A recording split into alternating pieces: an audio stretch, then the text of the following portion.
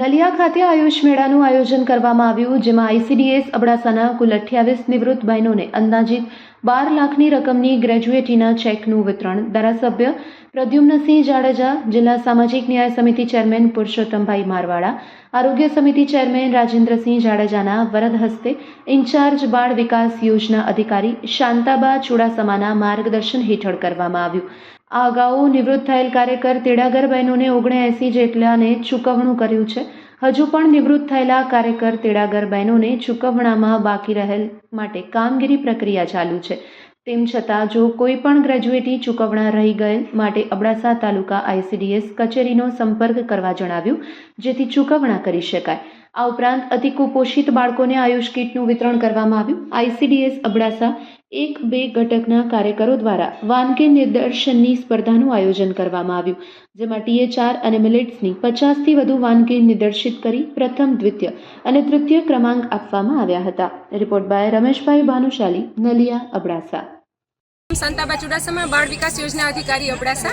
આજરોજ અબડાસા મધ્યે આયુષ મેળાનું આયોજન કરેલું હતું, જેમાં આપણા મુખ્ય અતિથિ અબડાસાના વિધાનસભાના લોકલાડીલા માનનીય ધારાસભ્ય શ્રી પ્રદ્યુમલસિંહ બાપુના વરદ હસ્તે તેમને ખુલ્લો મૂકવામાં આવ્યો હતો અને તેમાં આઈસીડીએસમાં જે કાર્યકર અને તેડાગર બહેનોએ પોતાની સેવા બજાવી અને જે વય નિવૃત્ત થયા છે તે કાર્યકર અને તેડાગર બહેનોને આજે 12 લાખ જેવી માતબાર રકમનું 22 બહેનોને ચૂકવણું બાપુના હસ્તે કરવામાં આવ્યું છે। તેમજ આજ દિન સુધીમાં ટોટલ 107 બહેનોને 80 લાખ જેવી માતબાર રકમનું ચૂકવણું છે તે આઈસીડીએસ અબડાસા માધ્યમથી કરવામાં આવ્યું છે। અને આજરોજ આ મેળાની અંદર અમારા કાર્યકર બહેનો દ્વારા સ્ટોલ રાખીને જે અમે માતૃશક્તિ, બાલશક્તિ અને પૂર્ણાશક્તિ આઈસીડીએસની જે સેવાઓ છે તેનો લાભ અમારા બહેનો જે આપી રહ્યા છે તેમનું નિદર્શન સ્ટોલનું આયોજન કરવામાં આવેલ હતું।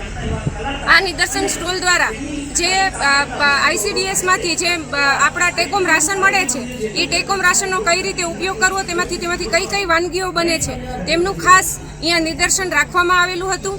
તેમજ શ્રીઅન્ન જે જાડા ધાન્ય આપણા માનનીય જે આપણા વડાપ્રધાન શ્રી છે જેમના દ્વારા શ્રીઅન્ન તરીકે 2024ના વર્ષને ઉજવણી કરવામાં આવી હતી, તો તેનું શ્રીઅન્ન એટલે કે જે જાડા ધાન્ય છે તેનું આપણા રોજિંદા જીવનમાં શું ઉપયોગ છે, તેનાથી કઈ રીતે આપણે સ્વસ્થ રહી શકાય તેમનું પણ આવા પ્રોગ્રામો થકી આપણે પ્રજા સુધી સંદેશો પહોંચાડી રહ્યા છે કે આ શ્રીઅન્ન એટલે કે જે જાડા ધાન્ય છે એ ખાવાથી આપણા શરીરને તંદુરસ્ત, નિરોગી અને સ્વસ્થ રહી શકીએ છીએ।